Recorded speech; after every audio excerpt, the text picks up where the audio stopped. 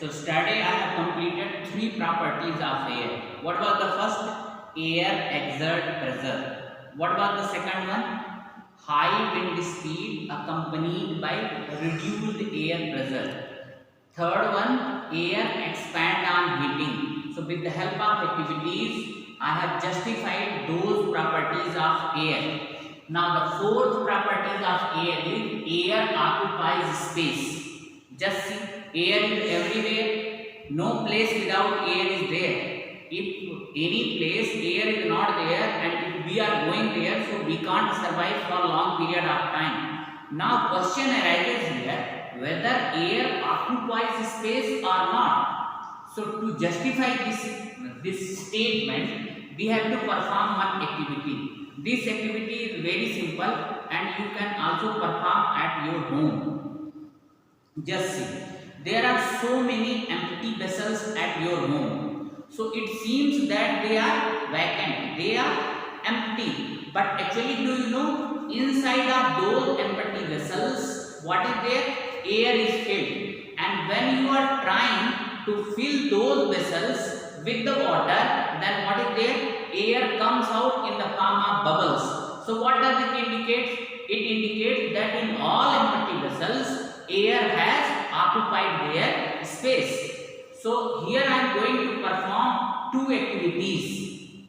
One activity, just see, take one big beaker and beaker should be filled with water. Half of the portion of the beaker should be filled with water.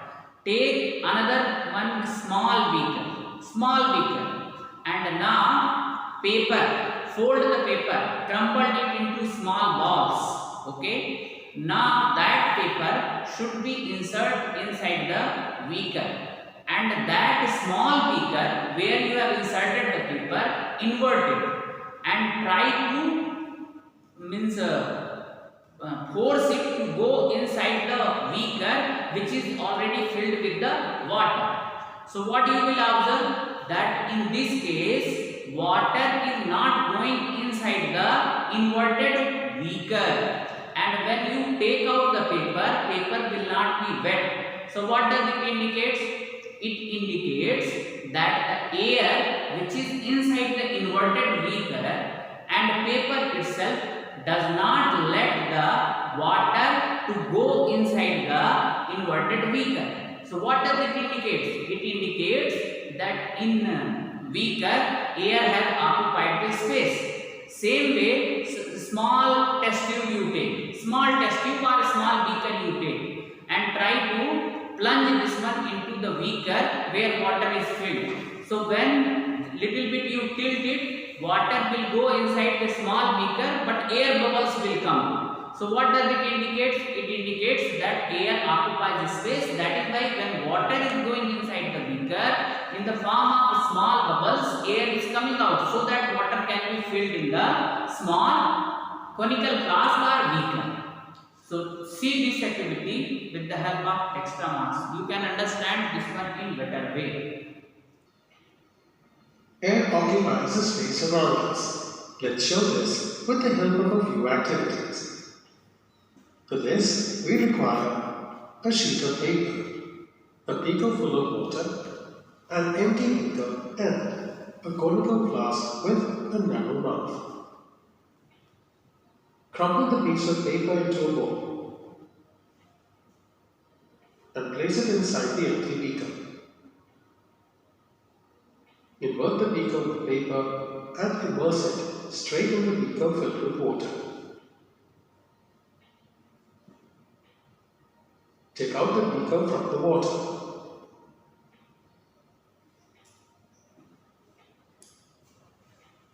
Finally, take the paper out of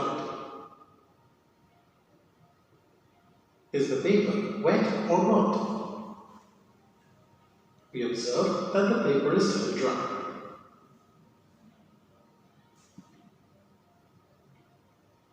In another activity, take the flask and immerse it in the beaker filled with water.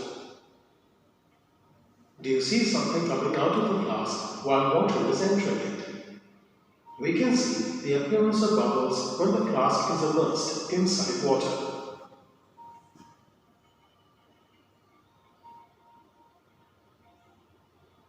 From these activities, we can say that any beaker or flask, or in general, any container that appears empty is actually full of air. Nothing can be added to it unless the air inside it is removed. In the first case, the layer of air between the paper and the water doesn't let the water in the beaker wet the paper. However, in the second case, the air comes out in the form of bubbles, so that water enters the flask. Thus we conclude that air occupies the space around us.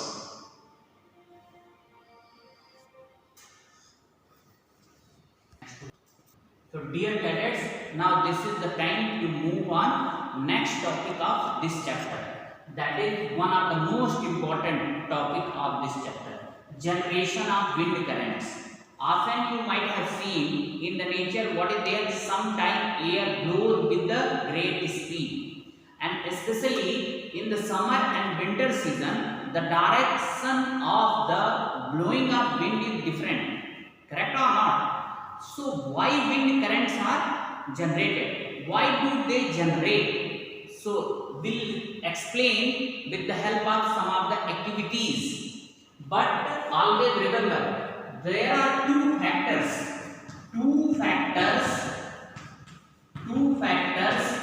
which are responsible for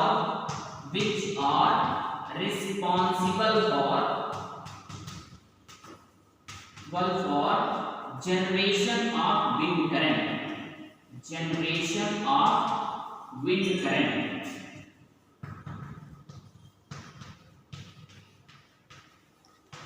Currents. The first one is due to uneven heating of equator and poles. Uneven heating of equator and poles. Poles, you know, North Pole and South Poles. And the second one is due to uneven heating of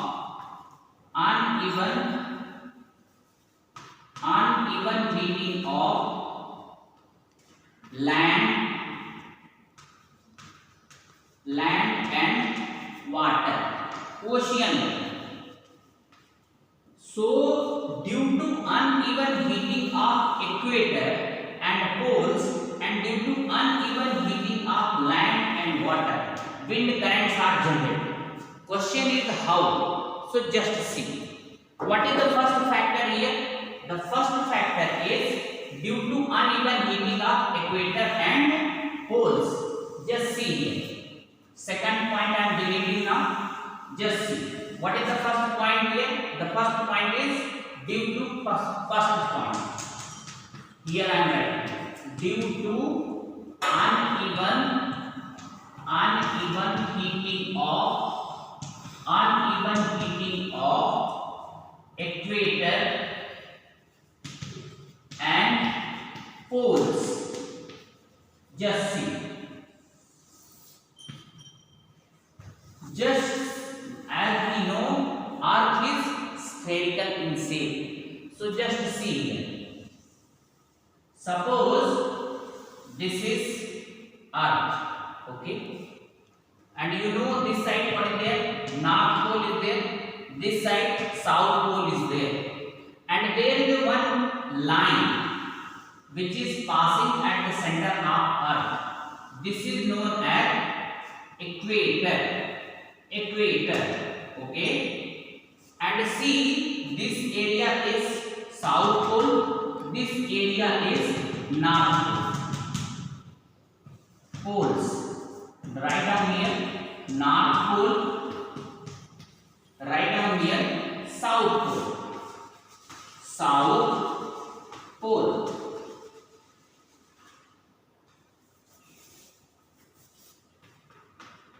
Okay.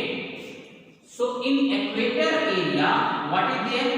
Sun rays are falling directly. Here in this area, this is the area of equator. area of equator. So here sun rays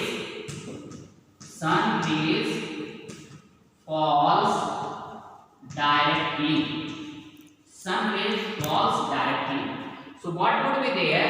The air which is present this side, what would be there? It will be hot now, and hot air is a lighter air, so it rises up. So when it rises up in this area also, what would be there? Low pressure region. What is there? Low pressure area generated. Low pressure area generated. Then what would be there? Now air is hot, air is light, and now it will rise up. So now here what would be there? This air will move toward the north side, north pole side, and this will move toward the south pole side. Yes. So you can write here hot and light air, hot and lighter air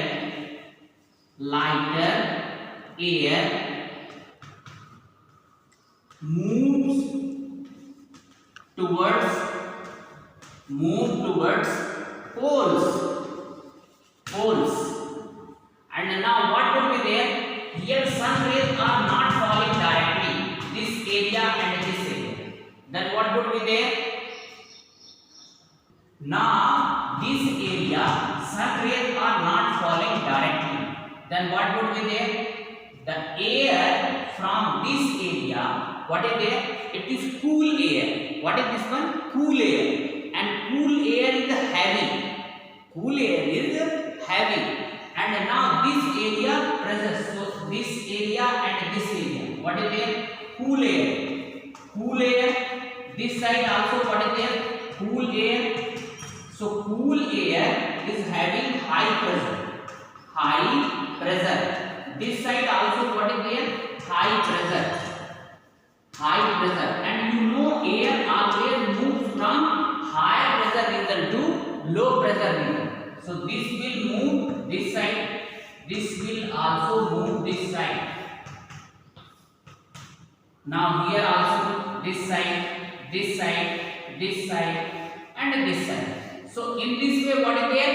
Wind currents is generated or not? Hot air from equator side to pole side it will move, while the cool and heavy air, cool air will move from north pole and from south pole to equator side. So just see, now wind currents means what? Now wind currents is generated, cool air from high pressure to move toward the equator side because their pressure was less, because that side air become hot and rises up. So wind currents is generated here. The moving air is known as wind. A gentle breeze is the air moving at 8 to 12 miles per hour. Strong winds are 30 to 50. The moving air is known as wind. A gentle breeze is the air moving at 8 to 12 miles per hour. Strong winds are 30 to 50 miles per hour blow the trees around.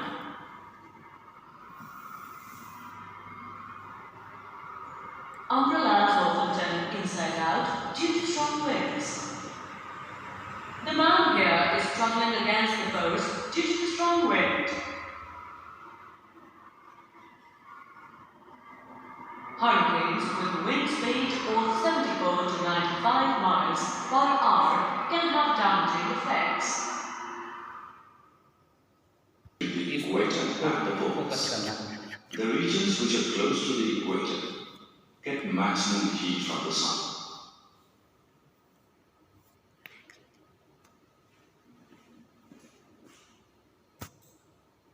The equator gets maximum heat from the sun, so the air in this region is warm and hence it rises up. The cooler air from the regions on either side of the equator, 0 to 30 degrees latitude belt, moves to occupy its place. So these winds blow from the north and the south towards the equator.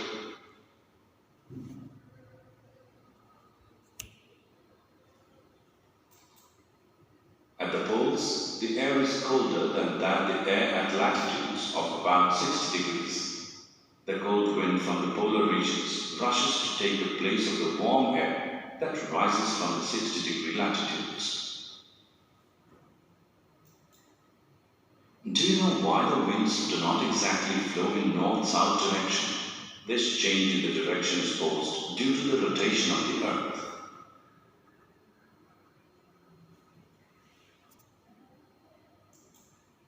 Uneven. So what is the second factor for the generation of wind current? The second factor for the generation of wind current is due to uneven heating of land and water. So just try to understand, on earth basically two seasons are there, summer season and winter season. In summer season what is happening? Most of the time the land temperature is more. Just see, now I have made like that. Now up to here, this area is the land area, this area is the water area, ocean. So try to understand, most of the time the temperature of the land is very high, and it doesn't mean that in ocean side rays are not, sun rays are not reaching, but you know, as compared to water, earth or land becomes sooner hot, isn't it hot? Now when sea breeze, land breeze, I explained you that time only, I told you, as compared to water, earth become hot faster. Similarly, during the cold time or winter time, what is there? Season, what is there? Earth or land become cooler faster than water. So land become hotter faster as compared to water. Similarly, land become cooler than that of water faster. So earth become fast hot, earth become cool fast as compared to water. So just try to understand, in summer season what is there? Most of the time the land is receiving solar radiation directly, so it become hot, and whatever air is there around the land, that become hot and that air rises up. So when it rises up, so towards the land low pressure area is generated, and now this hot air rises up and it will move toward the water, means ocean side, and now in ocean what is there? Temperature is not that much high, so this area what is there? Pressure is more. So now in summer season what is happening? You know that air always moves from high pressure region to low pressure region. So now in summer season air always moves from ocean side to land side. So just see, this is the flow of direction of air. Now here what means, from ocean side to land side air is moving. Same is means just the reverse of this one is happening in the winter season. In winter season what would be there? I am explaining.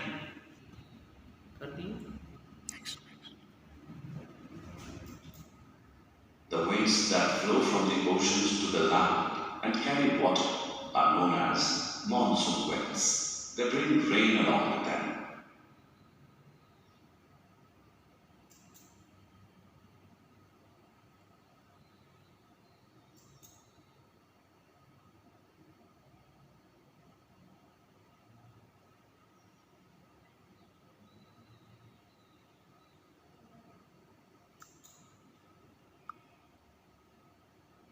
So dear cadets, in summer season what is there? Air is moving from ocean side to land side, and they carry some water drops along with them. That is only known as monsoon winds. So what are the monsoon winds? Winds which moves from ocean to land side and carry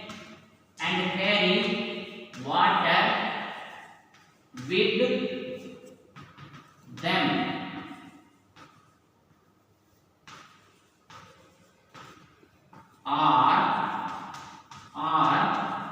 known as monsoon.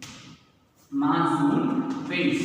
And you know, basically in India, monsoon starts from June month itself. And what are the preceding months? The preceding months are April, May, and these months the temperature of earth is very high. That is why winds always move from ocean side, especially from the Arabian Sea side to land side, and they carry the water droplets along with them, and they are only causing the rain heavily in India. So just try to understand, these rain water reaches to the earth, and again it will be evaporating, and sometime whatever water absorbed by the roots of plant, that is transferred, so again they are reaching to the atmosphere, and higher above they are again condensed and trickle down drop by drop through rain. So what is there? This rain is the part of water cycle only. When rain is there, then only what is there? Water will evaporate and transfer, and that water will go to the atmosphere. There it will condense, and again it will come back as a rain. So in this way, monsoon winds are also over. So the monsoon winds are result of due to uneven heating of land and ocean. There is one more reason behind the generation of wind currents, that is under the uneven heating of land and water only. That is in winter season. In winter season, rivers will happen. We'll explain in the next video.